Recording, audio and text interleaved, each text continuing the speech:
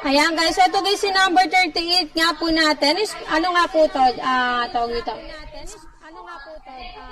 Ayan, this spray po siya, oil spray. So dito po nilalagay. Ito guys, murang-mura lang to, wala pa pong 50 pesos, and of course ito is glass. And kapag in-open nga po natin siya, ayan guys.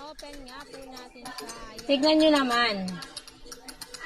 Diba, glass talaga siya. Tapos ayan, ang expensive niya, tignan, wala pa po siyang 50 pesos. Guys, for only 37 lang po ito Yan, tignan ko lang sa message natin guys, baka may nagko-comment kasi.